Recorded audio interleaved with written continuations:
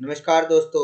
आज की इस वीडियो में हम डिस्कस करेंगे इनकम टैक्स के न्यू सेक्शन 43 के बारे में, जो माइक्रो और स्मॉल एंटरप्राइजेज के लिए न्यू अपडेट आया है। तो चलिए वीडियो शुरू करते हैं। आज की इस वीडियो में हम डिस्कस करेंगे इस टॉपिक के बारे में।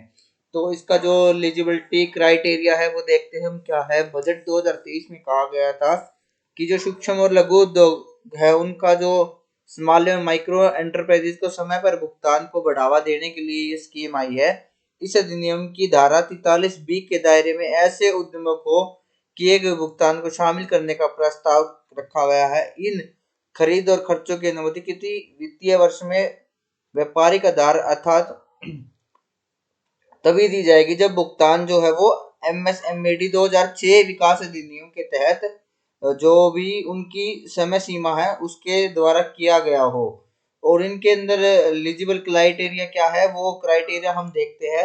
जो सूक्ष्म निर्माण और सेवा इकाई जो है 1 करोड़ रुपए से लेके 5 करोड़ रुपए तक की हो, और लघु निर्माण सेवा इकाई जो है 10 करोड़ रुपए का निवेश हो और 50 करोड़ रुपए की टर्नओवर हो। दूसरे वाले में 1 करोड़ का जो है इन्वेस्टमेंट हो और 5 करोड़ की जो है वो उसकी सेल हो। तो ये क्राइटेरिया है।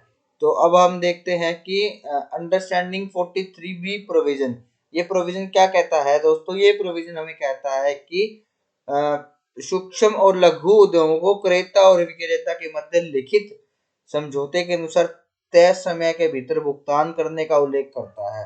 लेकिन यदि यह तय अवधि कभी भी 45 दिन से ज्यादा की नहीं हो सकती। इस प्रकार का अनुबंध होने पर भुगतान की अवधि 45 दिन तक हो सकती है यदि क्रेता और विक्रेता के मध्य ऐसा कोई लिखित अनुबंध नहीं है। तो इस धारा के अनुसार 45 दिनों के भीतर भुगतान करना होता है। तो दोस्तों मेन बात यह है कि अगर आप अपनी किसी भी पार्टी से कोई गुड्स परचेज करते हैं तो विद इन 15 डेज आपको उसकी पेमेंट करनी पड़ेगी। अगर आप वो पेमेंट नहीं करते हो तो वो जो आपकी जो सेलर को आपने जो गुड्स सोल्ड किया है वो आपको पेमेंट नहीं करता, तो वो जो पेमेंट बची हुई है वो जो है आपकी इनकम के अंदर ऐड कर दी जाएगी और उस पेमेंट के ऊपर आपकी टैक्स की लायबिलिटी इनकम टैक्स के अंदर बनेगी। तो जो सर्टेन पीरियड है वो है 15 डेज। इन बिटवीन अगर दोनों पार्टियों के बीच में कोई ऐसा एग्रीमेंट कर रखा है तो उस एग्रीमेंट के केस में 45 डेज मैक्सिमम जो है इसकी टाइम लिमिट हो सकती है। एग्जाम्पल देखिए, एक एग्जाम्पल से समझते हैं इसे, एक उदाहरण के जरिए समझिए। जैसे कि किसी करदाता ने किसी एंटरप्राइजेज को 10 लाख रुपए में 1 फरवरी 2014 को कोई माल खरीदा है, तो 45 डेज के अंदर इसका भुगतान 17 मार्च 2024 को हो जाना चाहिए। अगर इसका भुगतान 17 मार्च 2024 तक नहीं होता तो अब यह व्यापारिक आधार पर नहीं मिलकर भुगतान के आधार पर मिलेगा। यानी कि उस पार्टी ने जब पेमेंट करी होगी उस समय उसको उसका जो खर्चा है वो तब वो क्लेम कर सकता है।